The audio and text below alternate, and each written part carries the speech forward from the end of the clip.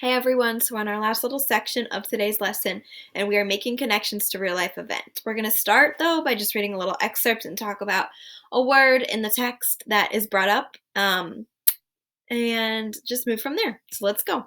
So the first thing I'd like for you to do is make sure you have your copy of the Hope Chest. If you don't, I'll have pictures on the screen in a second, but if you could please go grab it. We are turning to page 36. We will be reading the bottom of page 36 and a tiny bit on page 37. So here is the text if you don't have your book, and I would love for you to read it with me. We're starting at the bottom of page 36. It was a black girl, or you can follow along on the screen. Here we go. Read it with me if you'd like. It was a black girl. Colored, Violet corrected herself. Nice people said colored. The girl only came up to Violet's shoulder, but she was dressed in a maid's uniform. A blue and white striped old-fashioned dress that came almost to her ankles. A white apron that tied behind with a big bow, and a quaint white mob cap that looked like it belonged 2 centuries in the past. So we're going to stop right there at 2 centuries in the past. And the word we're going to talk about in this case is the word or the term colored. Okay? We're going to just talk about this super briefly, and I just want you guys to know that this was based in the 1900s, the early 1900s, and the word colored, the term colored, is a term that was used to describe African Americans when this book was set. Okay, so we're going to see it come up many times in the text. What I want you to know is in the early 1900s, Violet thinks this is nice, right? She thought it was nice to say the word colored, and maybe it was back then. I don't know. But what's important to realize is this is not the case anymore. It's actually considered insulting to use the word colored instead of African American. So just like there's other slang words that are insulting today, colored is one of those now. But because it's book based in the 1900s, we will see that word come up. So just keep that in mind. Okay, so now we're going to make our connections. So if you will please now go to the very back of your book and turn to page 266 and 267. Once you're there, you will see this one. If you don't have your book, look at the screen. This is called the Influenza. This is a nonfiction excerpt, a nonfiction text, meaning a real text. We know this book is fiction, historical fiction, right? There's real things in there, but the characters are not exactly real. Violet's not a real character, but other people in the book are. This is a nonfiction passage about the influenza, which is true. We are going to read this together. Okay, as we're reading, we're thinking about connections we can make from this little excerpt to our text. So let's go.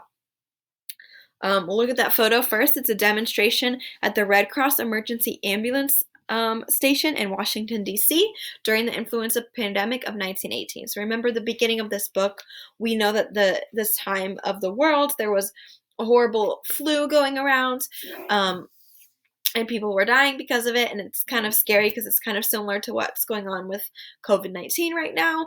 And people were wearing face masks, as you can see in this picture. So this was the influenza, the flu, which now we have a shot that you can get for it, right? So now it's not as big of a deal as it used to be. So here we go, the influenza. The global influenza pandemic was a form of bird flu. It started out as a fairly mild disease in the U.S. in the spring of 1918. By autumn, it had traveled through Europe and Asia and back to the U.S.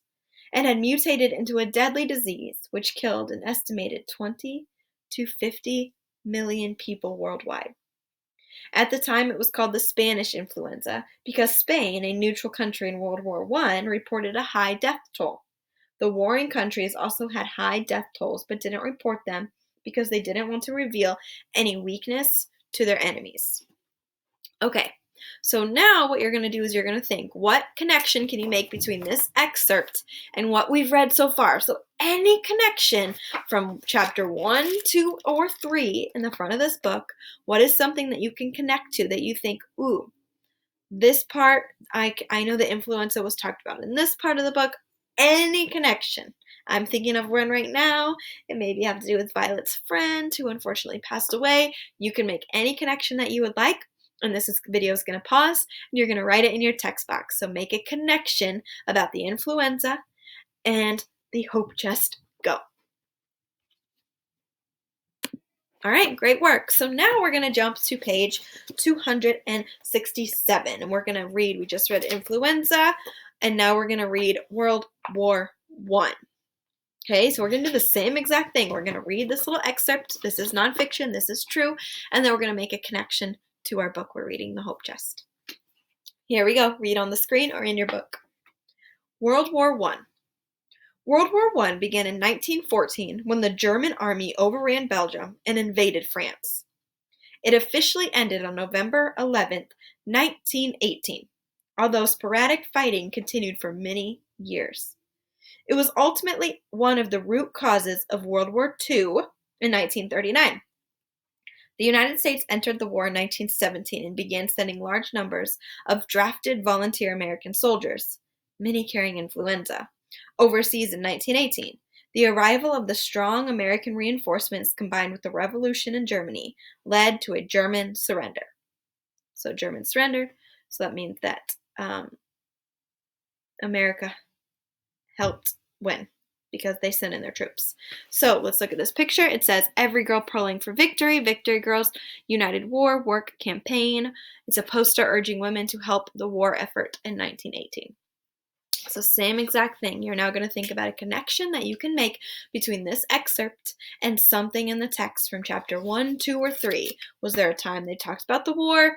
Was there a date that really pops in your head? Anything, okay? Any connection you can make between this text and something you've read so far in the Hope Chest. Write it in the box. Go. All right, good job. So now I just have one last question for you. So we just read two passages. We read influenza and World War I. So what I want you to think about is how does this informational text, after you've read that information and you've got more background knowledge now about influenza and World War I, how does it help you better understand the Hope Chest?